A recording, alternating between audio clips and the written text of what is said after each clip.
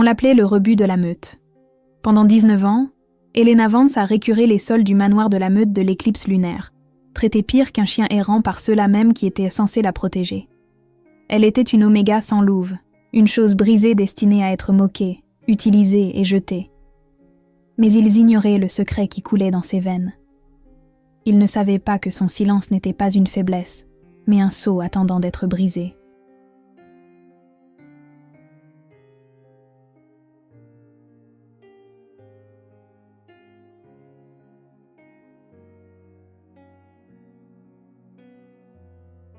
Lorsque l'arrogant Alpha Kelvin la rejette devant tout le royaume, il ne se contente pas de lui briser le cœur. Il fait sauter le verrou de son âme. Et ce qui en sort n'est pas un chiot gémissant, mais un monstre de légende. Préparez-vous, car la louve argentée est réveillée et elle s'apprête à mettre toute la cour à genoux. Le grand couloir du manoir sentait la cire d'abeille au pain et l'odeur métallique persistante de l'anticipation.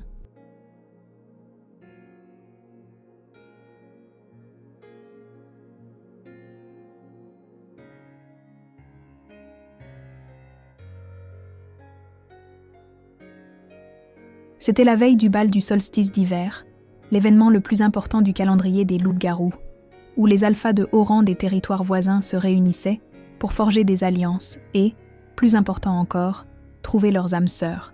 Helena Vance était à genoux, frottant une éraflure sur le sol en marbre, avec une brosse à poils durs qui avait depuis longtemps perdu de sa rigidité. Ses mains étaient rouges et à vif, la peau de ses articulations fissurée par le savon corrosif.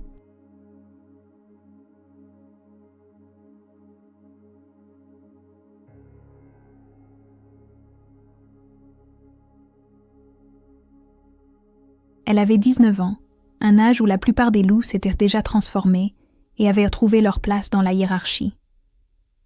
Mais Helena était différente. Elle était la sans-loup, l'oméga qui n'avait jamais entendu la voix de sa bête intérieure. « Regarde la tâche courir !» la voix dégoulinait d'un venin mielleux. Helena n'eut pas besoin de lever les yeux pour savoir qu'il s'agissait de Lyra Monroe.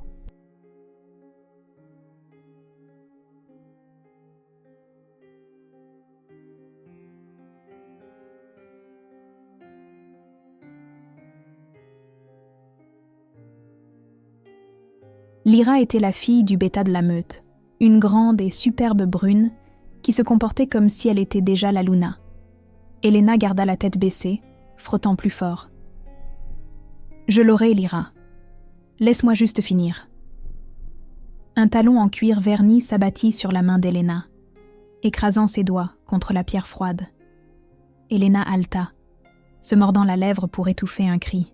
« C'est bêta Lyra pour toi. » ricana Lyra en la dominant. « Et ne pense pas que tu vas t'éclipser tôt ce soir. »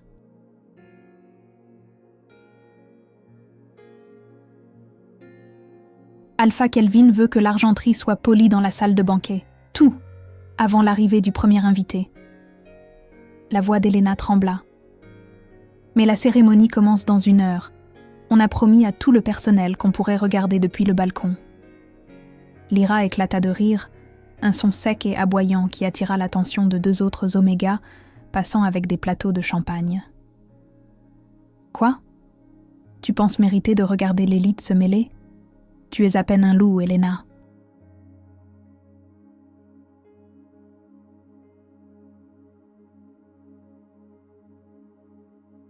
Tu es une impasse génétique.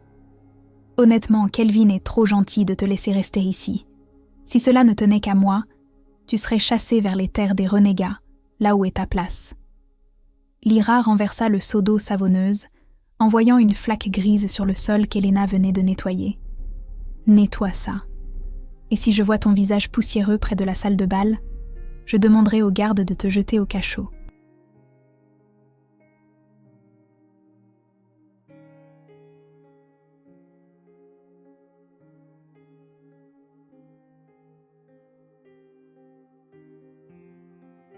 Lyra s'éloigna en se dandinant, laissant Helena frissonnante dans la flaque d'eau sale. Helena lutta contre les larmes qui lui brûlèrent les yeux. Pleurer montrait de la faiblesse, et la faiblesse dans la meute de l'éclipse lunaire était une condamnation à mort. Elle était l'orpheline d'un guerrier de Baran et d'une humaine, du moins c'est ce qu'on lui avait dit. Ses parents étaient morts lors d'un raid de renégats quand elle était bébé.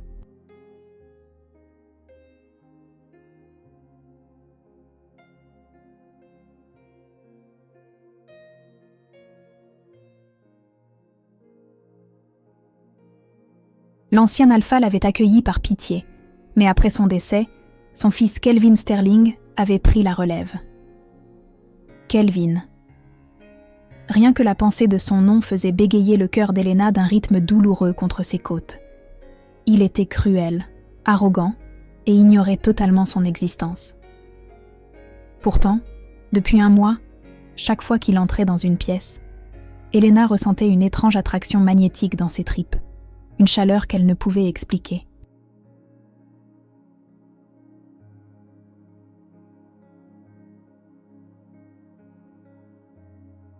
Elle priait la déesse de la lune pour que ce ne soit pas ce qu'elle pensait. Une oméga comme elle ne pouvait pas être l'âme sœur d'un alpha comme lui. Ce serait une malédiction, pas une bénédiction. Elle épongea l'eau, ses mouvements mécaniques. Elle devait se dépêcher. Même si elle ne pouvait pas regarder depuis le balcon, elle devait le voir juste une fois. Ce soir, c'était le soir où Kelvin avait 22 ans. C'était la nuit où sa véritable compagne serait probablement révélée.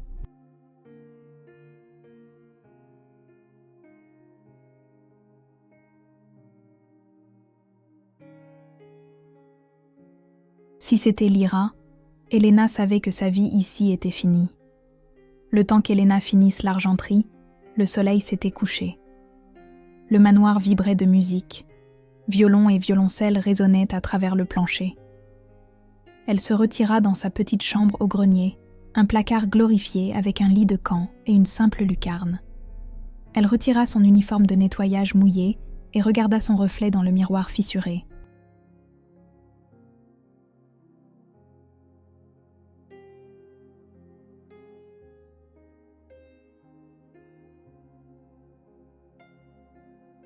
Elle était petite, trop maigre à force de sauter des repas pour éviter les brutes du réfectoire. Ses cheveux, d'un blond si pâle qu'il ressemblait à du blé d'hiver, étaient en désordre et ternes. Ses yeux étaient son seul trait frappant, un violet si profond qu'il paraissait parfois noir. « Juste un coup d'œil », se chuchota-t-elle.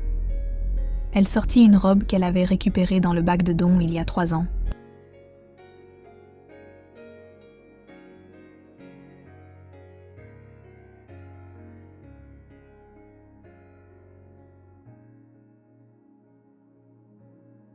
C'était une simple robe nuisette bleu marine, légèrement trop grande au niveau de la poitrine, mais propre. Elle attacha ses cheveux et se glissa hors des quartiers des domestiques, utilisant les couloirs cachés dans les murs que seul le personnel de nettoyage connaissait. Elle atteignit la grille de ventilation qui surplombait la grande salle de bal. La vue lui coupa le souffle. Des lustres dégoulinants de cristaux projetaient une lueur dorée sur des centaines de personnes.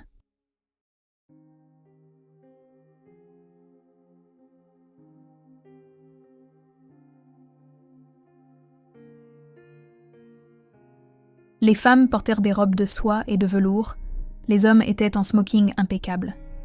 L'air était épais d'odeurs de pluie, de cèdre, de rose et de musc, les phéromones de centaines de loups puissants. Et là, sur l'estrade, trônait l'alpha Kelvin Sterling. Il était magnifique. Il avait des cheveux sombres rejetés en arrière, un visage aristocratique anguleux et des yeux couleur de mer orageuse.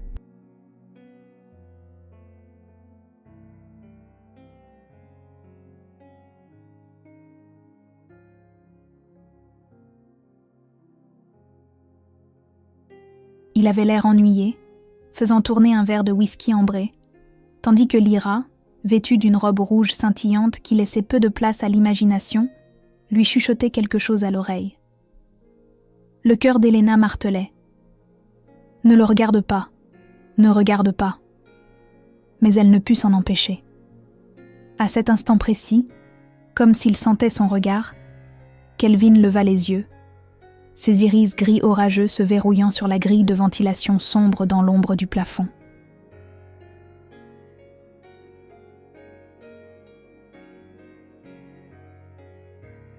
Elena haleta et recula, mais une douleur soudaine et déchirante traversa sa poitrine. C'était comme si un fer rouge marquait son cœur. Elle laissa échapper un cri étouffé, agrippant la grille. En bas, Kelvin lâcha son verre de whisky. Il se brisa, le son tranchant à travers la musique. Il se leva brusquement, la main serrée sur sa poitrine, les yeux écarquillés par le choc et l'horreur. « Alpha ?» demanda Lyra en tendant la main vers lui. Kelvin repoussa sa main. « Attends. »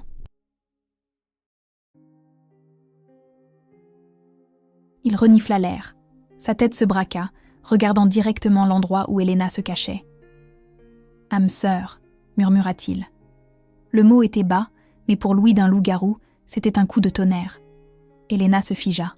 « Non, s'il te plaît, déesse, non !»« Trouvez-la !» rugit Kelvin, sa voix faisant trembler les lustres. « Amenez-la moi maintenant !» Les gardes traînèrent Elena hors du conduit de ventilation comme un rat.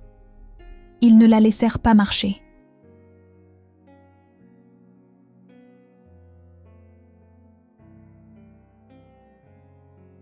Ils la firent défiler à travers la cuisine, devant le personnel choqué, et la poussèrent à travers les doubles portes de la salle de bal. Elle trébucha, tombant sur le sol poli dans sa robe bleu marine mal ajustée, ses genoux écorchant le sol. La musique s'arrêta. Le silence était assourdissant. 500 paires d'yeux la fixaient. Elle pouvait sentir leur dégoût. L'avorton. La fille de ménage. « Lève-toi », ordonna une voix grave. Elena trembla en se relevant. Elle ne pouvait pas le regarder dans les yeux. L'attraction était insupportable maintenant. Chaque cellule de son corps hurlait « Compagnon, compagnon, compagnon ». C'était un désir instinctif de se soumettre, d'être réconfortée, d'être près de lui. Elle leva les yeux. Kelvin se tenait à 1,50 m. De près, il avait l'air furieux. Sa mâchoire était si serrée qu'un muscle tressaillait dans sa joue. Il ne la regardait pas avec amour ou adoration.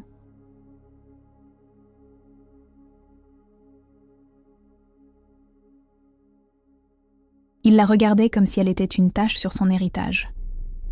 Lyra se tenait derrière lui, son visage, d'abord masqué par le choc, se transforma rapidement en un triomphe malveillant. « Est-ce une blague ?» siffla Kelvin. Il se tourna vers le père de Lyra, son bêta. « Est-ce une sorte de farce morbide ?»« Je ne sais pas, Alpha, » balbutia le bêta. L'odeur, elle est inoubliable. Lait et miel. Ça vient d'elle. Kelvin se tourna de nouveau vers Elena.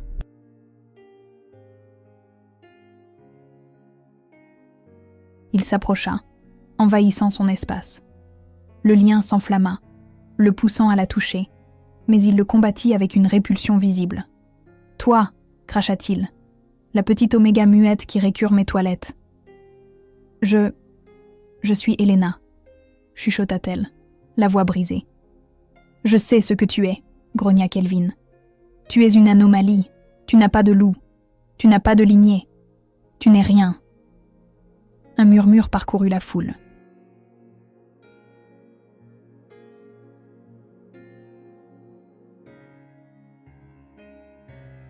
Rejeter une âme sœur était tabou, mais être lié à une oméga sans loup était une humiliation pour un alpha du rang de Kelvin. « Kelvin, s'il te plaît », supplia Elena, la douleur dans sa poitrine palpitant au rythme de la colère de l'alpha.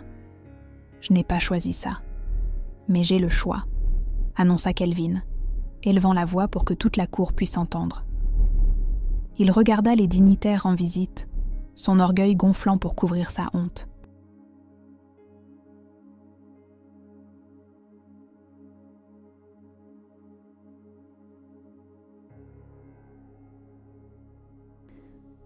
Un alpha a besoin d'une Luna qui peut diriger, qui peut se battre, qui peut porter des héritiers forts, pas un réceptacle brisé. Il prit une profonde inspiration, ses yeux devenant froids et morts. Moi, Alpha Kelvin Sterling de la meute de l'éclipse lunaire, Je te rejette, Elena Vance, comme compagne et Luna. » Les mots frappèrent Elena comme un coup physique. Elle se plia en deux, un cri déchirant sa gorge. Ce n'était pas seulement une douleur émotionnelle.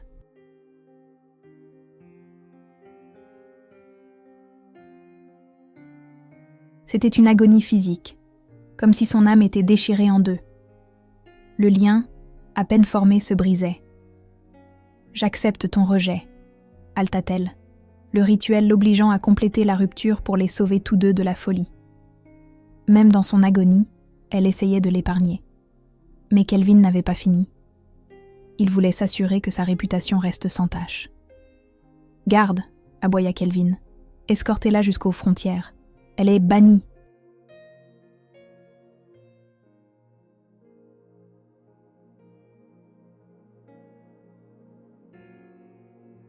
Je ne veux pas d'une compagne rejetée rôdant dans mes couloirs, me rappelant l'erreur de la déesse de la lune. Banni. Le murmure vint de la foule. Bannir un oméga était une condamnation à mort. Il ne pouvait pas survivre seul. Lyra s'avança, un sourire cruel jouant sur ses lèvres. Vous avez entendu l'alpha. Sortez ces ordures d'ici. Deux gardes costauds saisirent Elena par les bras, la traînant en arrière. Non, s'il vous plaît, cria Elena, ses talons dérapant sur le sol. Ah, c'est l'hiver, je vais geler.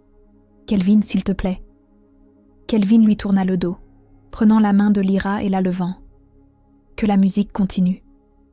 Les gardes traînèrent Elena vers les lourdes portes en chêne. La douleur dans sa poitrine changeait maintenant. Ce n'était plus seulement le chagrin du rejet. C'était une chaleur brûlante commençant dans la moelle de ses os. C'était comme de la lave coulant dans ses veines.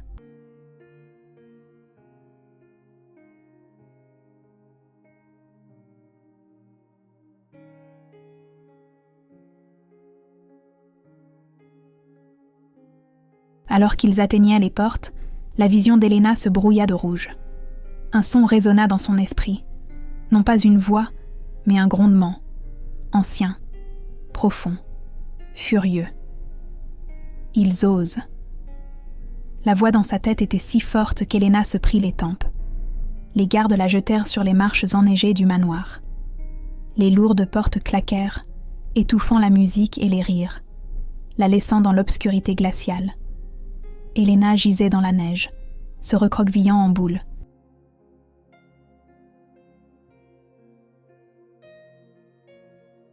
Le froid aurait dû l'engourdir, mais elle brûlait. Sa peau semblait trop étroite. Ses os donnaient l'impression de se briser et de se réorganiser. Elle cria, mais cela ne ressemblait pas à un cri humain. Cela ressemblait à un hurlement. À l'intérieur de la salle de bal, la musique vacilla à nouveau.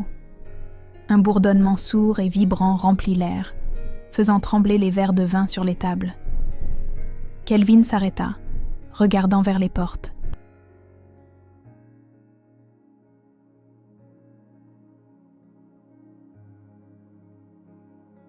Qu'est-ce que c'est ? Dehors, le dos d'Elena se cambra. La robe bleu marine se déchira, alors que sa colonne vertébrale s'allongeait. Une fourrure scintillant comme le clair de lune sur la neige fraîche jaillit à travers sa peau. Ce n'était pas une transformation ordinaire. Habituellement, une première transformation était désordonnée, douloureuse, et donnait un loup de la taille d'un grand chien. Mais Elena continuait de grandir, encore et encore.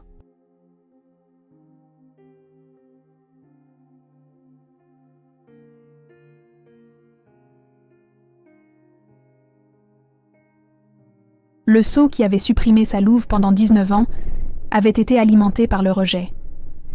La douleur avait agi comme un catalyseur, brisant les liens placés sur sa lignée. Elle se dressa sur 4 pattes. Elle était immense, mesurant plus de 2 mètres au garrot, éclipsant n'importe quel loup alpha. Sa fourrure n'était ni grise ni brune, mais d'un argent pur et aveuglant. Ses yeux n'étaient plus violets. Ils brillaient d'or, la marque de la royauté.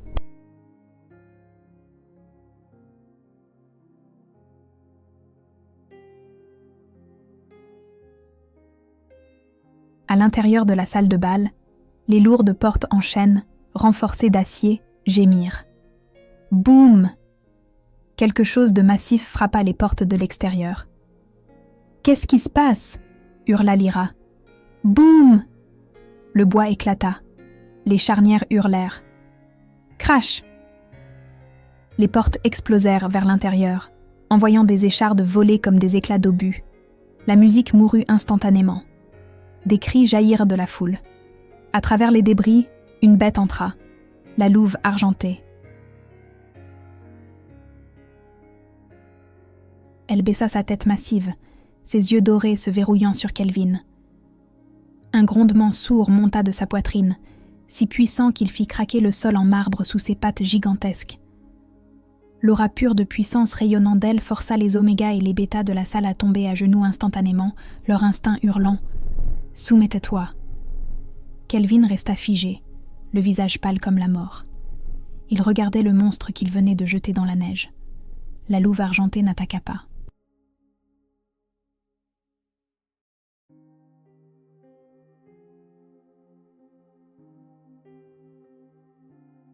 Elle ouvrit simplement la gueule et laissa échapper un rugissement qui fit voler en éclats toutes les fenêtres de la salle de bal.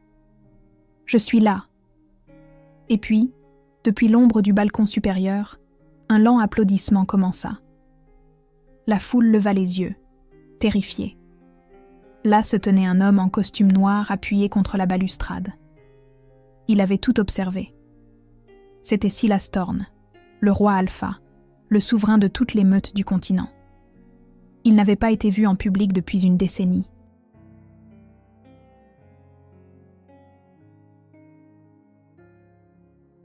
Silas arrêta d'applaudir. Il sauta par-dessus la rambarde, atterrissant gracieusement sur le sol entre la louve argentée et Kelvin. Il ne regarda pas Kelvin. Il regarda la louve géante, les yeux remplis d'admiration et de reconnaissance. « Enfin !» murmura Silas en inclinant la tête bien bas devant la bête. « Je t'ai trouvé. » Le silence dans la salle de bal était plus lourd que les débris des portes brisées. La neige tourbillonnait depuis la nuit, fondant sur les sols en marbre chauffé.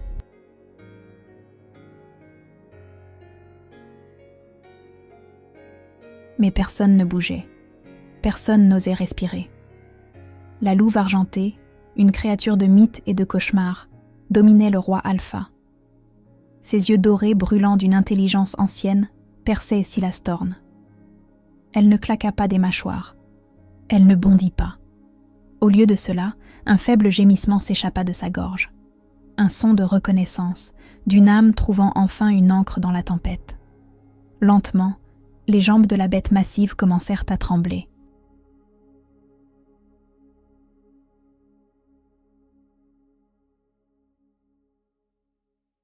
L'adrénaline qui avait alimenté la transformation, la rage qui avait brisé le sceau s'estompait, laissant derrière elle un épuisement catastrophique. La louve argentée vacilla. Sa forme massive sembla scintiller, les bords devenant flous comme une brume de chaleur sur l'asphalte. « Je te tiens », murmura Silas, sa voix un grondement sourd que seule elle pouvait entendre. « Laisse aller, Helena. Tu es en sécurité maintenant. » La louve s'effondra. En plein air, la magie se défit.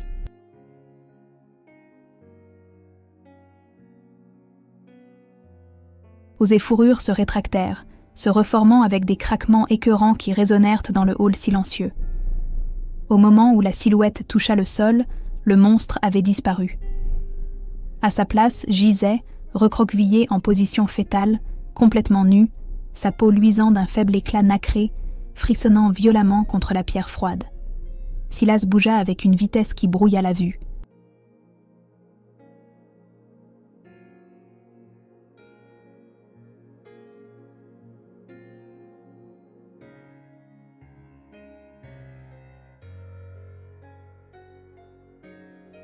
En un mouvement fluide, il ôta son lourd trench-coat noir et le drapa sur elle, enveloppant son petit cadre tremblant.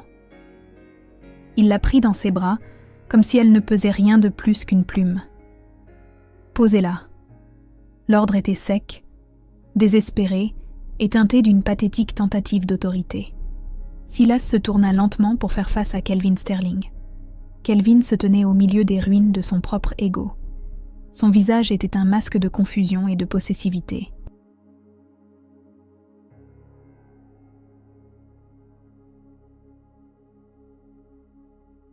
Il venait de la rejeter, de la jeter littéralement au loup. Mais la voir se transformer en légende, voir le roi Alpha la tenir, avait enflammé une jalousie primale dans ses tripes. « C'est un membre de ma meute », cracha Kelvin en s'avançant, bien que ses genoux tremblent sous la pression de l'aura de Silas. « C'est une louve de l'éclipse lunaire. Vous n'avez aucun droit de la toucher. » Silas ne cria pas. Il ne rugit pas.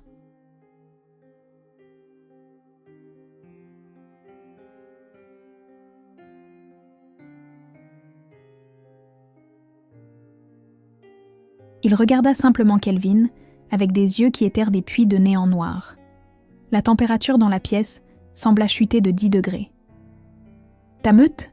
demanda Silas, sa voix dangereusement calme. « Il me semble me souvenir qu'il y a moins de 5 minutes, tu l'as banni, tu l'as rejeté, tu l'as déclaré n'être rien devant toute la cour de l'Ouest. »« Je ne savais pas, » balbutia Kelvin, regardant les invités qui observaient avec de grands yeux remplis de jugement.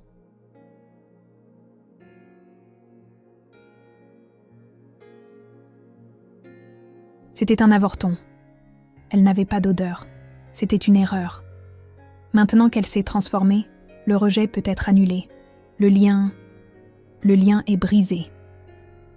La voix de Silas s'éleva, claquant dans l'air comme un fouet. « Tu l'as brisée, gamin. Tu l'as brisée parce qu'elle ne ressemblait pas à la femme trophée pour ta vanité. » Silas serra Elena plus fort contre sa poitrine, sa tête ballante contre son épaule, inconsciente. Elle n'est plus la propriété de l'éclipse lunaire.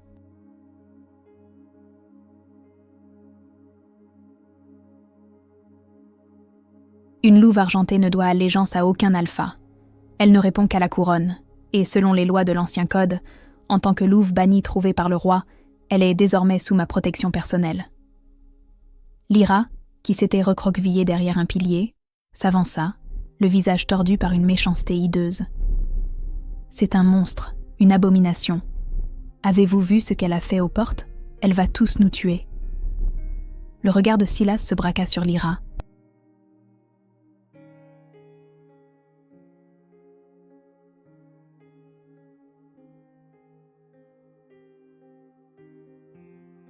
La femelle bêta halta, agrippant sa gorge comme si une main invisible la serrait. « Parle encore, » chuchota Silas, « et je t'arracherai la langue. » Il se tourna vers la foule, s'adressant aux dignitaires terrifiés. « Ce banquet est terminé, » annonça Silas. « Alpha Kelvin, votre territoire fait dorénavant l'objet d'une enquête pour maltraitance d'une lignée royale. Si je découvre qu'elle a été abusée, si je trouve une seule cicatrice sur son corps venant de votre négligence, »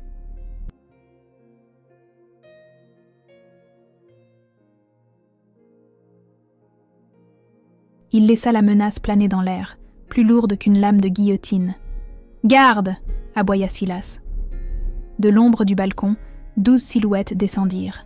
C'était la garde d'onyx du roi, des guerriers d'élite vêtus d'équipements tactiques, le visage couvert de masques, se déplaçant avec une précision létale. Ils formèrent un périmètre autour de Silas et Elena, armes et griffes sorties. « Nous partons », déclara Silas.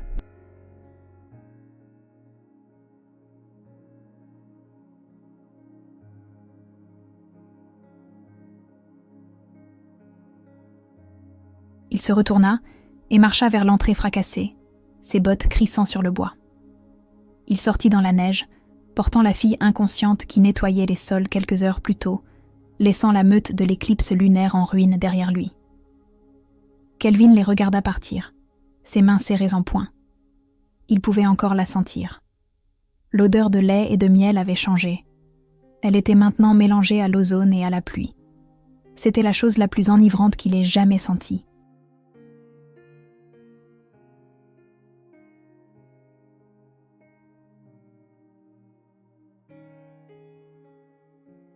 Elle est à moi, chuchota Kelvin à l'air vide et glacial. Je me fiche qu'elle soit un monstre. Elle est à moi.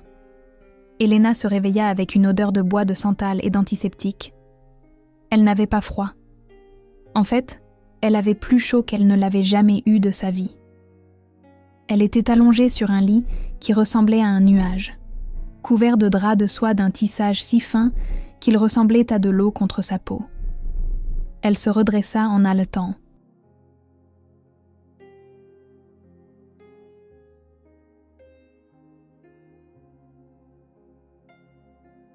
La douleur s'enflamma dans ses articulations, la réplique sismique de la première transformation.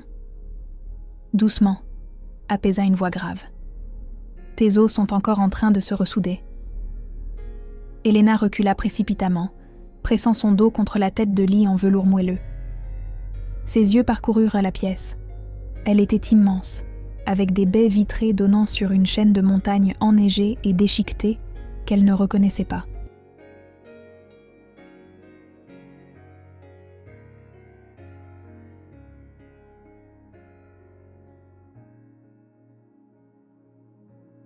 Un feu rugissait dans un foyer en pierre, assez grand pour rôtir un cerf. Assis dans un fauteuil en cuir près du feu, se trouvait l'homme du balcon, le roi Alpha. Le souffle d'Elena se bloqua. Elle remonta la couette jusqu'à son menton. Où suis-je ? Tu es dans la citadelle du Nord, dit Silas en se levant.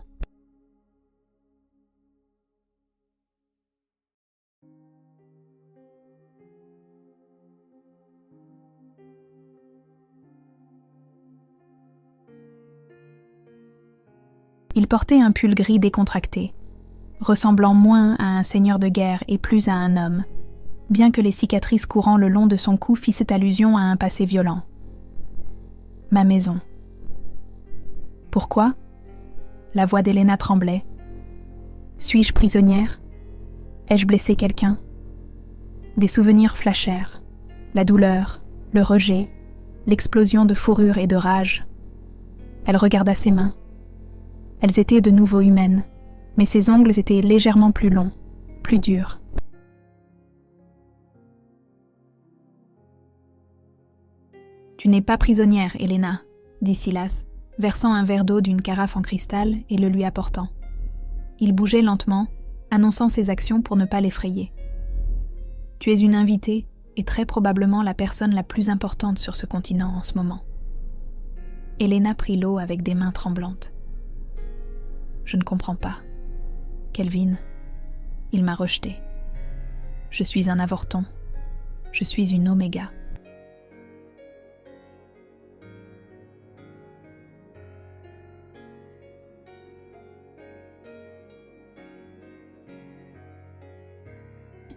Tu n'es pas une oméga, dit fermement Silas, s'asseyant au bord du lit, maintenant une distance respectueuse. Les omégas ne déchirent pas des portes en chaîne renforcées. Les omégas ne forcent pas une cour entière d'alpha à s'agenouiller avec un seul grognement. Il la regarda dans les yeux, son expression intense. « Elena, sais-tu qui étaient tes parents ? Mon père était un guerrier nommé Yarn, et ma mère était une humaine nommée Stella. »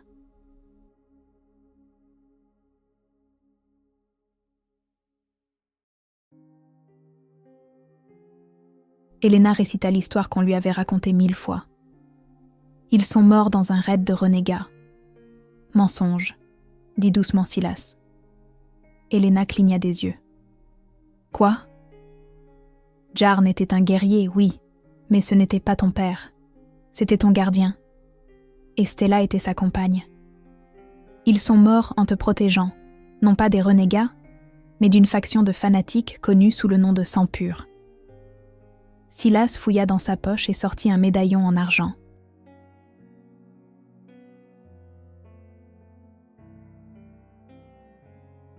Il le fit pendre à son doigt. Ceci a été trouvé autour de ton cou lorsque le corps de Yarn a été récupéré. Le père de Kelvin, le vieil Alpha, l'a caché. Il savait ce que tu étais. Et il était terrifié. Elena fixa le médaillon. Il était gravé d'un croissant de lune traversé par un éclair.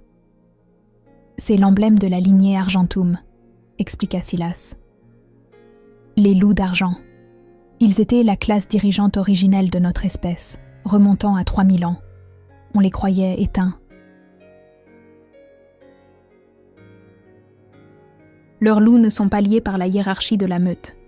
Ils sont des conduits de la puissance brute de la déesse de la lune. » Helena sentit la pièce tourner. « Je suis juste une fille de ménage. Je récure les toilettes. »« Tu as été supprimée, » dit Silas, sa voix teintée de colère. « Pas contre elle, mais pour elle. Ils mettaient de l'aconite dans ta nourriture, de petites doses, juste assez pour garder ta louve dans le coma. C'est pour ça que tu étais faible. »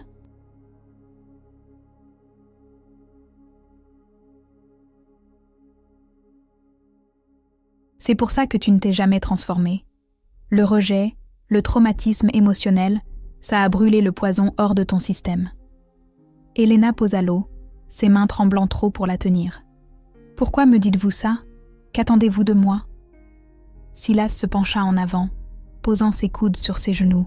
« Les sangs purs sont toujours là dehors. S'ils découvrent que tu es vivante, ils viendront pour toi. Et Kelvin, son orgueil est blessé. »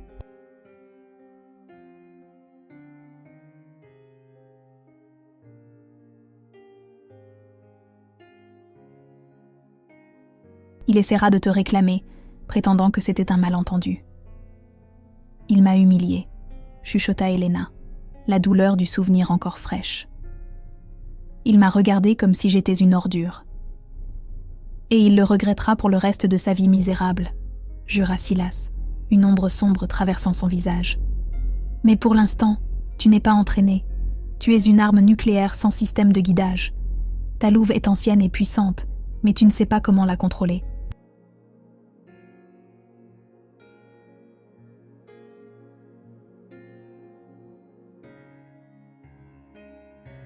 Si tu perds le contrôle à nouveau, tu pourrais raser une ville. Il se leva et lui tendit la main. Je peux t'apprendre. Je peux te montrer comment exploiter ce pouvoir. Je peux t'aider à prendre ta place légitime, mais tu dois me faire confiance. Helena regarda sa main. Elle était large, calleuse, dangereuse. Pourtant, elle ressentait cette même attraction qu'elle avait ressentie avec Kelvin, mais en différent. Avec Kelvin, l'attraction avait été un besoin désespéré de plaire.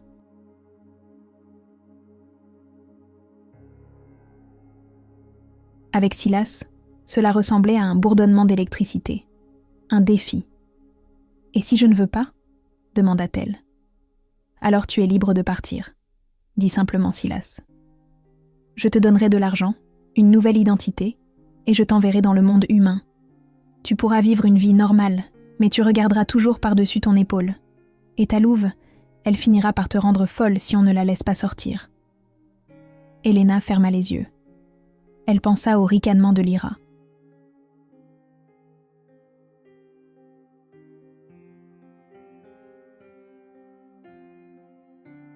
Elle pensa aux années passées à dormir dans un placard. Elle pensa aux yeux gris et froids de Kelvin alors qu'il la bannissait dans la neige. « Plus jamais !» grogna sa louve intérieure. « Fini de s'agenouiller. » Helena ouvrit les yeux. Les iris violets étaient tourbillonnés d'éclats d'or. Elle tendit la main et prit celle de Silas. « Apprenez-moi, » dit-elle. « Apprenez-moi comment leur faire payer. » Silas sourit, une expression rare et authentique qui transforma son visage dur. «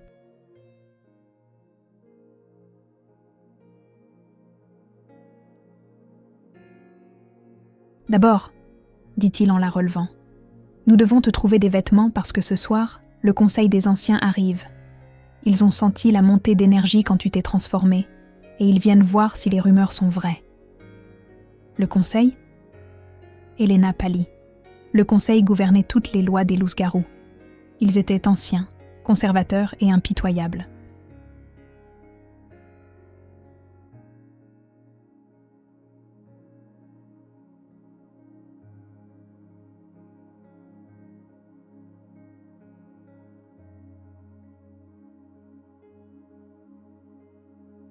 « Ne t'inquiète pas », dit Silas en la guidant vers un immense dressing rempli de vêtements de créateurs portant encore les étiquettes. « Tu es avec moi maintenant. Mais Elena, il y a une chose que tu dois savoir. » Il fit une pause, la main sur le cadre de la porte. La louve argentée n'est pas seulement puissante. Selon la prophétie, elle est destinée à choisir un compagnon qui unira les royaumes en guerre ou les détruira tous. Il la regarda intensément. « Kelvin t'a rejeté. »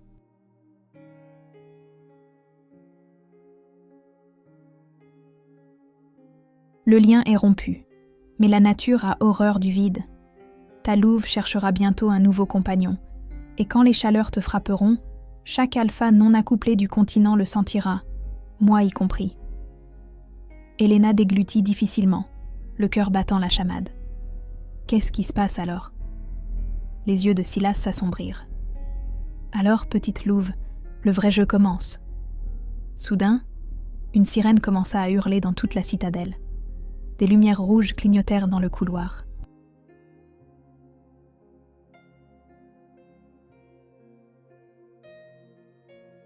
Silas tapota une oreillette qu'il portait. « Rapport. Mon roi. » Une voix frénétique crépita sur la ligne, assez fort pour qu'Elena l'entende avec ses sens accrus. « Intrusion périmétrique. C'est la meute de l'éclipse lunaire. Ils ont encerclé la porte sud. Alpha Kelvin exige une audience. Il prétend que nous avons kidnappé sa Luna. » La mâchoire de Silas se serra. Il regarda Elena. « Il semble que ton ex ne prenne pas le rejet aussi bien qu'il le donne. »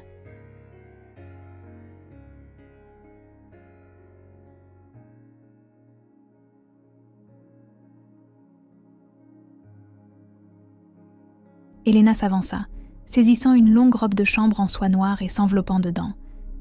La peur s'estompait, remplacée par une colère froide et bouillonnante. « Laissez-le entrer », dit Elena, sa voix se surprenant elle-même.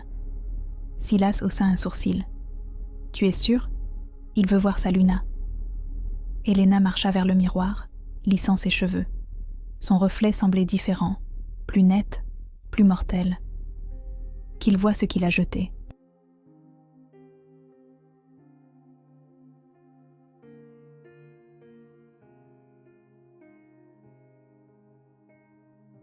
La salle du trône de la citadelle du Nord était un hall caverneux, taillé directement dans la roche vivante de la montagne.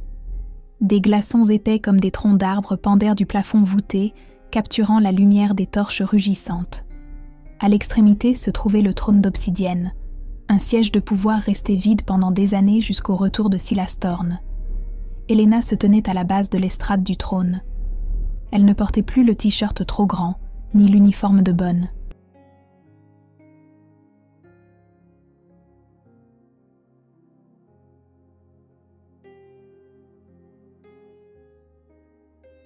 Elle portait une robe à col haut en velours bleu nuit, fournie par le personnel de la citadelle.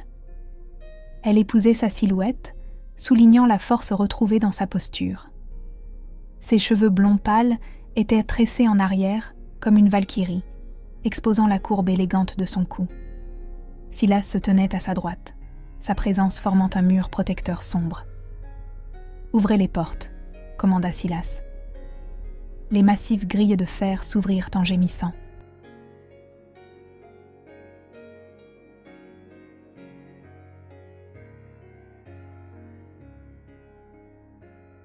Kelvin Sterling entra à grandes enjambées, flanqué du père de sa bêta Lyra et d'une douzaine de ses meilleurs guerriers. Kelvin avait l'air échevelé. Ses yeux étaient un sauvage, bordés de rouge, et il sentait l'agression désespérée. Il s'arrêta net quand il vit Elena. Pendant un moment, l'arrogance tomba de son visage, remplacée par une pure stupéfaction. Il ne l'avait vue qu'en haillons gris couverts de crasse. Maintenant, elle ressemblait à une reine.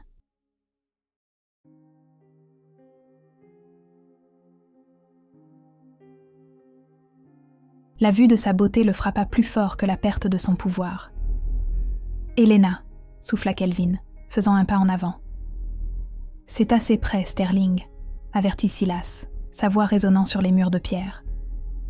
Le regard de Kelvin se braqua sur Silas, la haine brûlant dans ses yeux gris. Vous l'avez volé.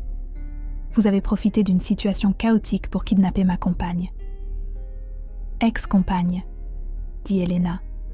Sa voix était calme, mais elle portait à travers le hall avec une clarté cristalline.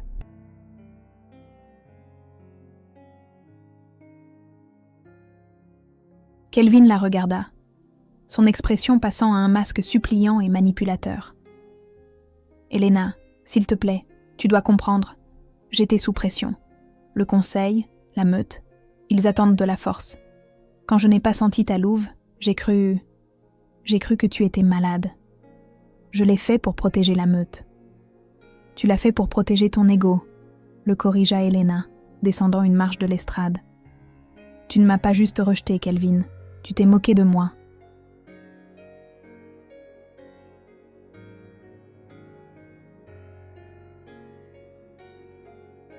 Tu as laissé Lyra me piétiner les mains.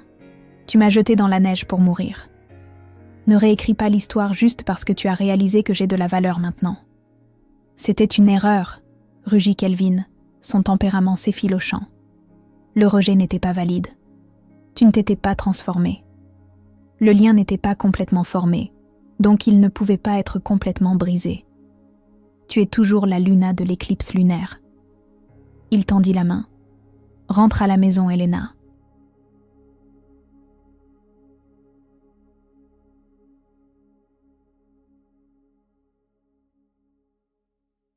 Nous pouvons régner ensemble. Pense au pouvoir.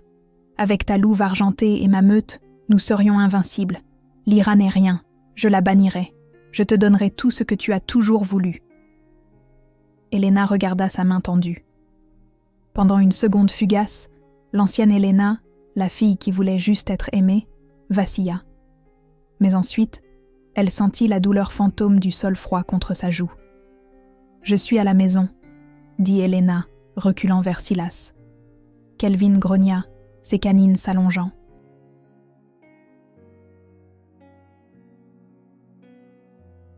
Tu m'appartiens. Elle n'appartient à personne d'autre qu'à elle-même. » Une voix râpeuse et ancienne l'interrompit. Les ombres sur le côté du hall s'écartèrent. 5 silhouettes en manteau gris émergèrent. Le conseil des anciens. Ils se déplaçaient avec une immobilité surnaturelle, leurs visages cachés sous de profondes capuches. Kelvin pâlit. Il inclina la tête instantanément. Ancien. Le chef, l'ancien Michael, retira sa capuche. C'était un homme d'un âge indéterminé. Son visage était une carte de rides, ses yeux complètement blancs, aveugles, mais voyant tout. « Nous avons senti l'éveil », dit Michael, sa voix ressemblant à des feuilles sèches crissant sur la pierre. Il tourna ses yeux sans regard vers Elena. La lignée Argentum est revenue. « Elle est ma compagne », insista Kelvin, bien que sa voix manque de sa confiance précédente. « Je la réclame en vertu de la loi des premiers droits. »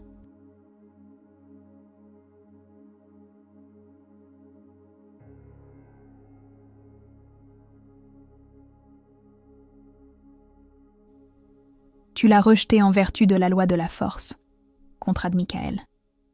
Cependant, Kelvin soulève un point juridique. Parce qu'Elena ne s'était pas transformée au moment du rejet, la rupture du lien est techniquement ambiguë. La magie de la déesse de la lune est confuse. Silas s'avança, la main posée sur la poignée d'une dague à sa taille. Il n'y a aucune confusion. Elle reste ici. L'ancien Michael leva une main flétrie. Paix, roi Silas. Nous ne pouvons ignorer les anciennes lois.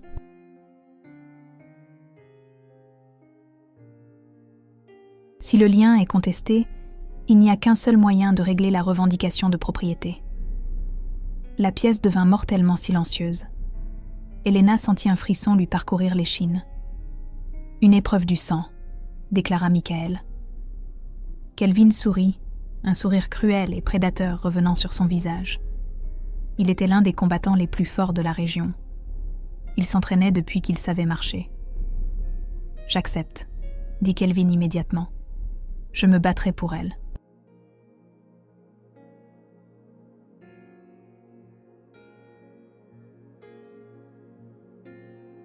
Qui se battra pour la fille ? Demanda Michael en regardant Silas. Selon la loi, elle peut choisir un champion. Silas commença à s'avancer, se débarrassant de sa veste. Je vais le mettre en pièces. Non, dit Elena. Silas s'arrêta, la regardant avec surprise. Elena, c'est un tueur entraîné. Tu t'es transformée pour la première fois hier. Elena regarda Kelvin, voyant la suffisance dans ses yeux. Il pensait que c'était une formalité.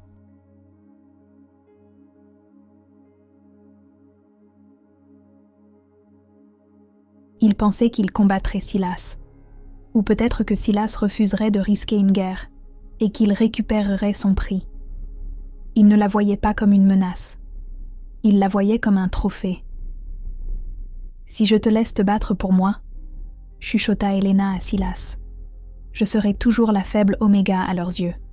Je serai toujours la fille qui a besoin d'être sauvée. » Elle se tourna vers le conseil, le menton haut. « Je ne choisis aucun champion, » annonça Elena, sa voix sonnant comme une cloche. «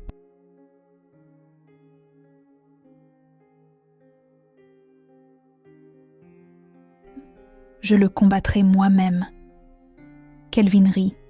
C'était un son incrédule et authentique. « Tu ne sais même pas comment rétracter tes griffes correctement. Je ne me battrai pas contre toi, Elena. Je pourrais te briser. »« Alors tu déclares forfait, » dit froidement Elena. Le sourire de Kelvin s'effaça. « Très bien. Je te battrai jusqu'à la soumission. Je te traînerai jusqu'au manoir de la meute et je t'enchaînerai au lit jusqu'à ce que tu apprennes ta place. »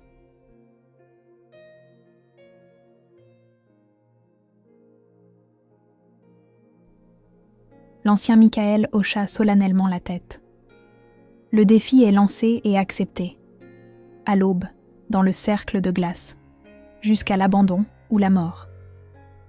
Le cercle de glace était un ancien amphithéâtre situé dans une vallée derrière la citadelle. Le sol était un lac gelé assez épais pour supporter le poids de mastodontes en pleine transformation. Les gradins étaient étayés dans les falaises environnantes, maintenant remplis de membres de la cour de Silas, du conseil et de la délégation de Kelvin.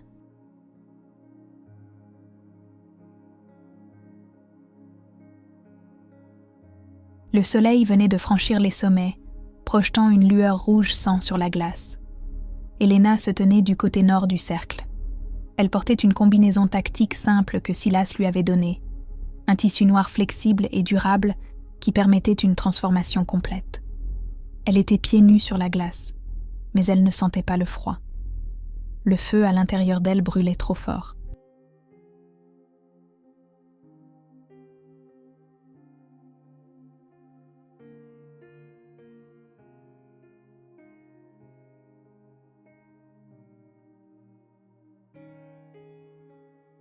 Du côté sud, Kelvin retira sa chemise, révélant un torse composé de muscles durs et de vieilles cicatrices.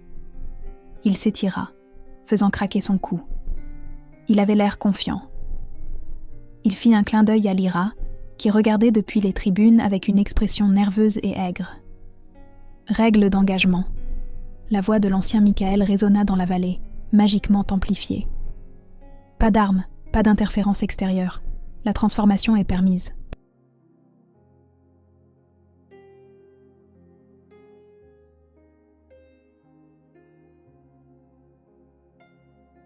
Le combat se termine lorsqu'un loup se soumet, est inconscient ou est mort.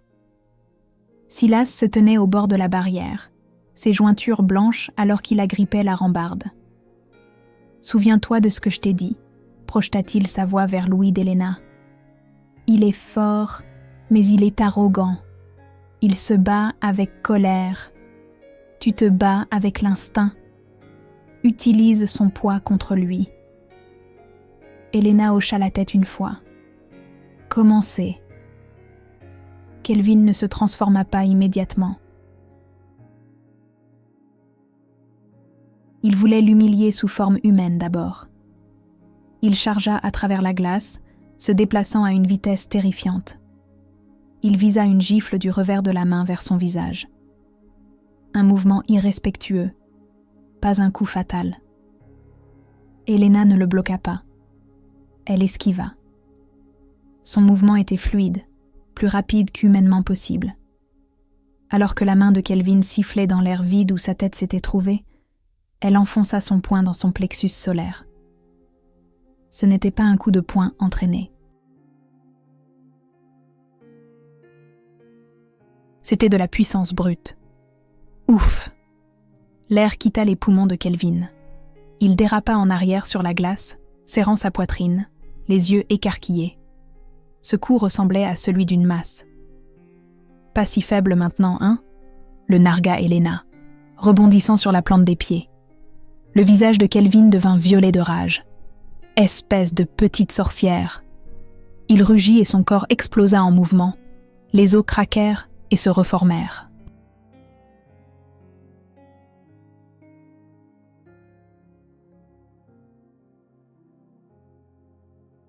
En quelques secondes, un énorme loup noir de minuit se tenait sur la glace. Il était énorme, un spécimen d'Alpha Prime, grognant, la salive dégoulinant de ses mâchoires. Il n'hésita pas. Il bondit, visant sa gorge. Elena ferma les yeux. « Allons-y », chuchota-t-elle à la bête à l'intérieur. « Avec plaisir. » Un éclair de lumière argentée aveuglante jaillit de son corps.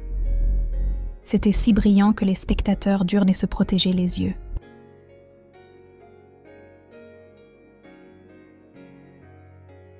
Quand la lumière s'estompa, la louve argentée se tenait sur la glace. Elle était plus grande que Kelvin, plus élancée. Sa fourrure n'était pas juste blanche. Elle ressemblait à du mercure liquide. Kelvin entra en collision avec elle, mais c'était comme foncer dans un mur de briques. Elena ne bougea pas. Elle tint bon, encaissa l'impact, puis referma ses mâchoires sur son épaule. Kelvin glapit, se débattant sauvagement.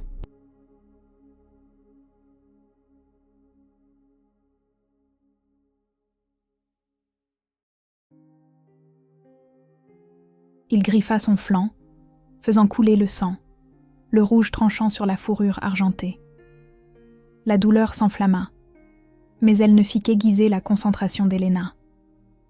Elle le secoua, jetant son poids massif sur le côté comme s'il était une poupée de chiffon. Kelvin glissa sur la glace, luttant pour retrouver son équilibre. Il la regardait avec une peur véritable maintenant. Elle était un super prédateur. Mais Kelvin était un combattant déloyal.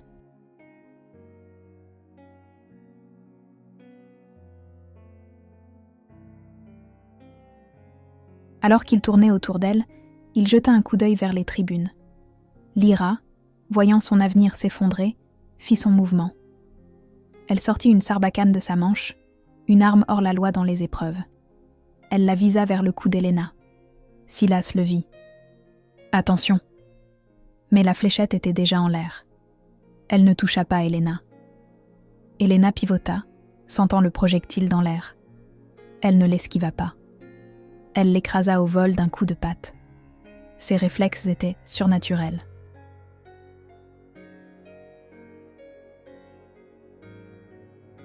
La fléchette dérapa sur la glace. Elena tourna son regard doré vers les tribunes, croisant les yeux de Lyra. Elle laissa échapper un rugissement qui fit tomber la neige des arbres voisins. Kelvin profita de la distraction. Il se lança sur son dos exposé, enfonçant ses dents dans sa patte arrière. Elena grogna. Elle ne paniqua pas. Elle roula, emportant Kelvin avec elle, l'écrasant sous son poids supérieur.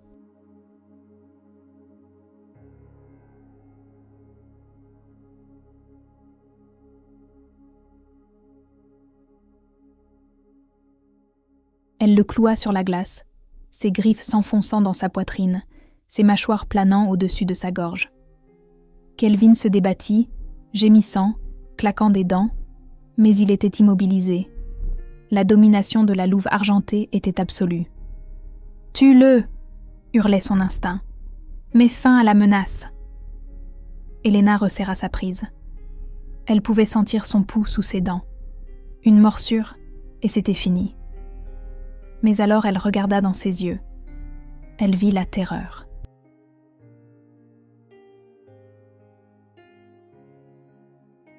« Elle vit un petit homme pathétique qui utilisait le pouvoir pour cacher son insécurité. Le tuer serait trop facile. Ce serait lui donner une mort de guerrier. Elle relâcha sa gorge. Elle plaça une lourde patte sur son museau, enfonçant sa tête dans la glace. « Soumets-toi. » La commande n'était pas parlée. C'était une onde de choc psychique. Kelvin gémit, la queue rentrée entre les jambes. Il devint mou, exposant son cou. C'était fini. Elena recula, reprenant sa forme humaine.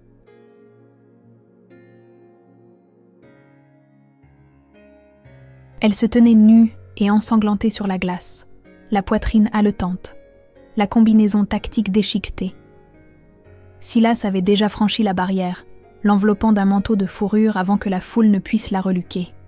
« Je me rends », haleta Kelvin, reprenant forme humaine, serrant son épaule en sang. « Je me rends. Elle est à toi. Elle n'a jamais été à toi pour que tu puisses la donner, » dit Silas en soutenant Elena. Elena se sentit étourdie. L'adrénaline retombait.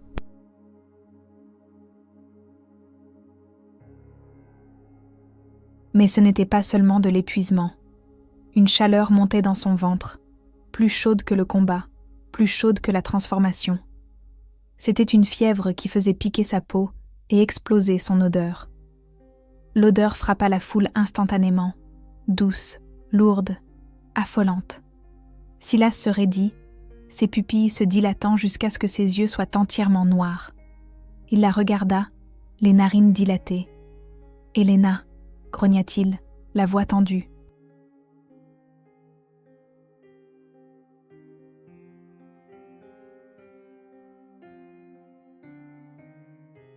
Qu'est-ce que c'est ?» chuchota-t-elle, agrippant sa poitrine. « Je sens que ça brûle. » L'ancien Michael se leva dans les tribunes. L'épreuve a accéléré son cycle. La louve argentée exige un héritier. Elle est en chaleur. Un grondement sourd et collectif commença dans les tribunes. Chaque mâle non accouplé dans les environs, garde, dignitaire en visite, même les hommes de Kelvin, se leva, leurs yeux se voilant de luxure.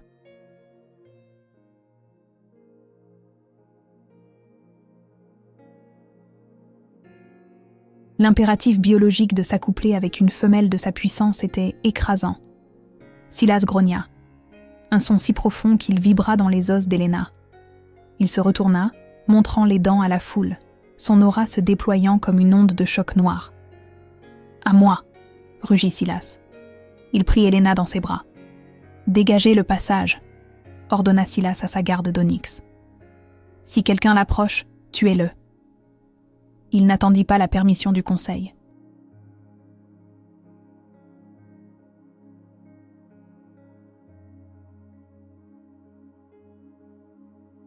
Il sprinta vers la citadelle, portant Elena, laissant un stade rempli de loups luttant contre leurs propres instincts. Elena enfouit son visage dans le cou de Silas, inhalant son odeur, bois de santal et pluie d'hiver. C'était la seule chose qui apaisait le feu.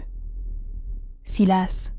gémit-elle. « Ça fait mal. »« Je sais, » grinça-t-il, ouvrant la porte latérale de la forteresse d'un coup de pied. « Nous devons aller à la chambre sécurisée. Les seaux de masquage d'odeur sont là-bas. »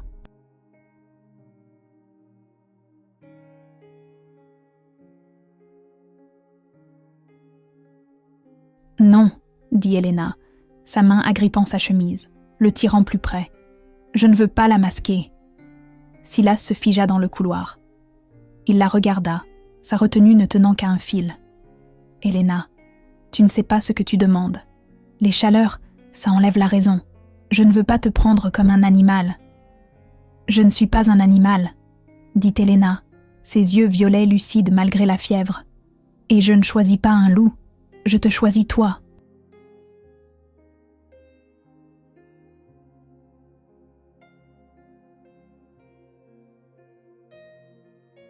Avant que Silas ne puisse répondre, une explosion massive secoua la citadelle. Les murs tremblèrent et de la poussière tomba du plafond. Les alarmes retentirent. « Mon roi !» La voix d'un garde hurla dans les coms. « Brèche dans le mur nord, c'est une armée. Ils portent des masques d'argent. » Silas jura. Les sangs purs. Il regarda Helena, déchirée entre son besoin désespéré de la revendiquer et son devoir de protéger son royaume.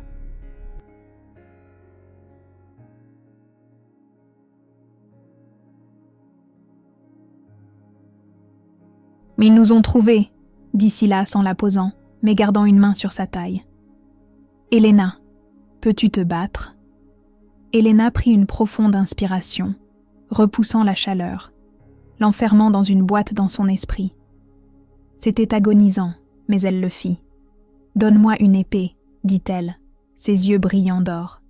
Finissons-en. » La citadelle du nord brûlait. L'air était étouffant d'odeurs de cordite et de fourrure roussie.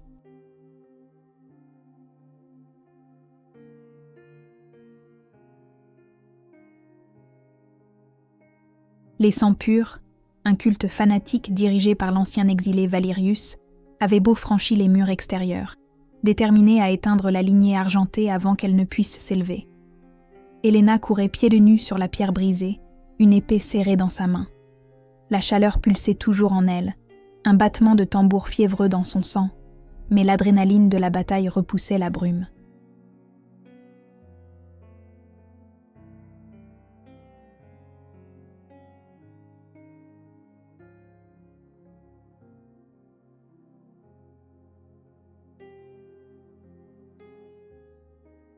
À ses côtés, Silas se battait sous forme humaine, un flou de précision létale, protégeant son flanc alors qu'il poussait vers la grande salle. Ils firent irruption à travers les lourdes portes pour trouver le chaos. Au choc d'Helena, Kelvin Sterling et ses guerriers de l'éclipse lunaire se battaient dos à dos avec la garde d'Onyx de Silas. « Helena !» cria Kelvin, parant un coup d'un attaquant masqué. Le sang couvrait sa tempe, mais ses yeux étaient assez clairs. «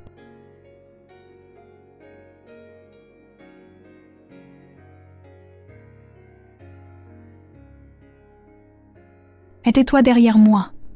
Surveille tes propres arrières, Sterling, » rétorqua Helena. Elle n'utilisa pas son épée. Au lieu de cela, elle projeta sa main en avant et un éclair blanc jaillit de ses doigts, frappant 3 soldats sang pur. Ils volèrent en arrière, armure fumante. Magnifique. Une voix sèche résonna depuis le balcon supérieur. Valerius se tenait là, serrant un bâton surmonté d'une gemme violette pulsante. La fille a du pouvoir, mais elle manque de contrôle. Elle est faible. Il abattit son bâton. Un cri aigu déchira la salle. Une arme sonique conçue pour brouiller les sens accrus d'un loup. Chaque loup dans la pièce s'écroula. Silas rugit, se tenant la tête. Kelvin s'effondra, se tordant de douleur. Helena tomba à genoux, l'épée cliquetant au loin, alors que le son ressemblait à des aiguilles enfoncées dans son cerveau. « Prenez-la », commanda Valerius. « Je soufflerai ce pouvoir dans ma propre lignée. »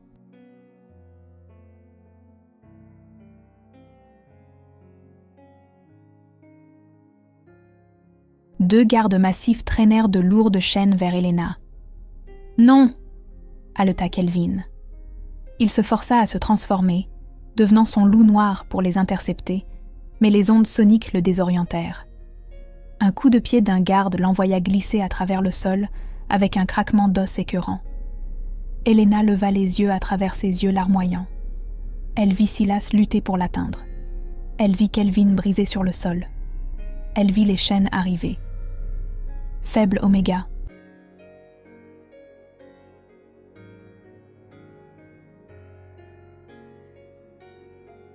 Les vieilles insultes résonnèrent dans son esprit. Avortons. Non. Quelque chose en Helena se brisa. Ce n'était pas le sceau cette fois. C'était le limiteur sur son âme. Elle arrêta de combattre la chaleur. Elle arrêta de combattre la louve. Elle fusionna avec la déesse en elle. Elle se leva. Les ondes soniques hurlaient, mais Helena marchait à travers elles comme si elles étaient une douce brise.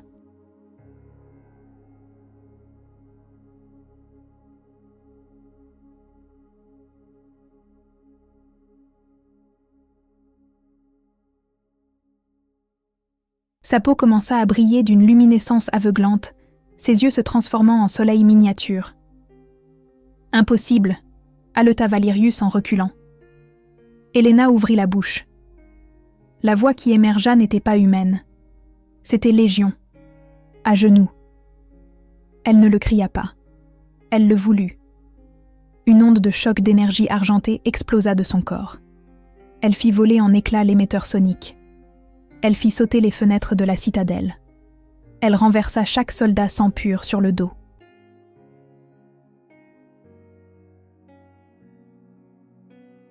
Helena leva la main vers le balcon. Valerius fut soulevé de terre par une force invisible, suspendu dans les airs, étouffant. « Tu as chassé mon espèce », dit Helena, sa voix résonnant d'un jugement ancien. « Et maintenant tu oses entrer dans ma maison. » Elle serra le poing. La pression invisible l'écrasa instantanément. Valerius tomba au sol, sans vie. Le silence revint dans la salle. Les ennemis restants jetèrent leurs armes, terrifiés par la divinité se tenant devant eux.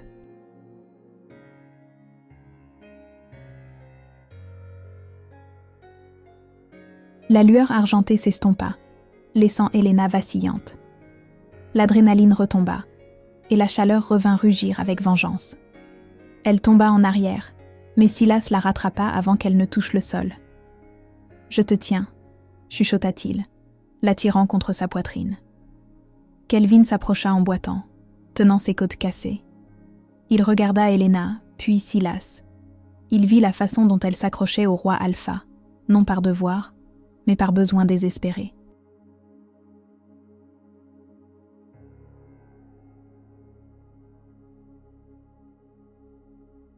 Il réalisa enfin qu'il l'avait perdue bien avant aujourd'hui. « Prenez soin d'elle », dit Kelvin d'une voix rauque. Il inclina la tête, un vrai signe de respect cette fois, et se retira dans l'ombre. Silas souleva Helena dans ses bras, sa peau brûlait contre la sienne. « La chaleur », haleta-t-elle. « Silas !»« Je sais », grogna-t-il, ses yeux s'assombrissant de son propre besoin primal. Il la porta vers les appartements privés, claquant les portes derrière eux d'un coup de pied.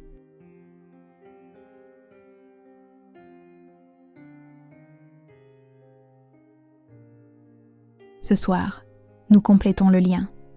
Ce soir, tu deviens ma reine. 3 mois plus tard, le manoir de la meute de l'éclipse lunaire avait disparu, rebaptisé le sanctuaire d'Argentum. Mais aujourd'hui, tout le royaume était rassemblé à la citadelle du Nord. Helena se tenait sur le balcon surplombant la vaste cour. Elle portait une robe de soie blanche brodée de fils d'argent et sur sa tête trônait une couronne de pierres de lune tressées.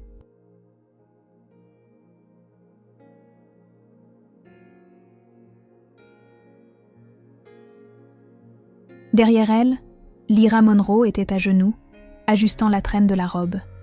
La bêta autrefois arrogante était maintenant dépouillée de son rang, servant la cour qu'elle avait moquée.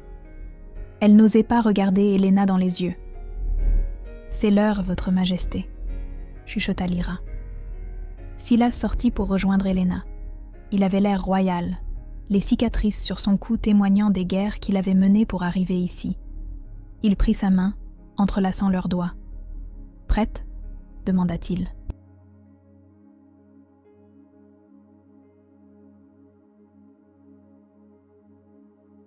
Toujours ?» Helena sourit. Ils s'avancèrent ensemble. En bas, des milliers de loups de chaque meute du continent firent silence, puis éclatèrent en une ovation assourdissante. « Je vous présente », la voix de Silas résonna, « la reine Helena, la louve argentée, ma compagne. » Helena regarda la mer de visage. Dans la lisière lointaine de la forêt, elle vit un loup noir solitaire observer. Kelvin. Il fit un unique signe de tête, se tourna et disparut dans la forêt.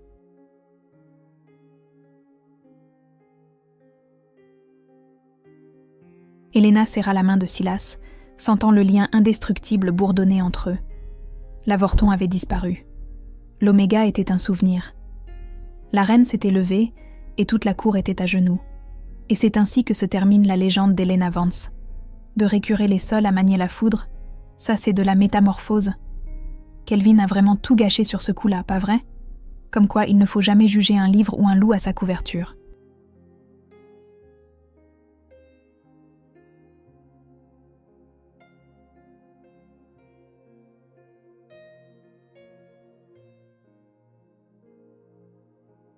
Qu'en pensez-vous? Est-ce que Kelvin méritait une rédemption? Ou sa fin était-elle appropriée?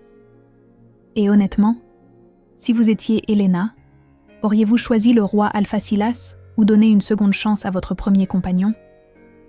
Dites-le moi dans les commentaires ci-dessous, je les lis tous.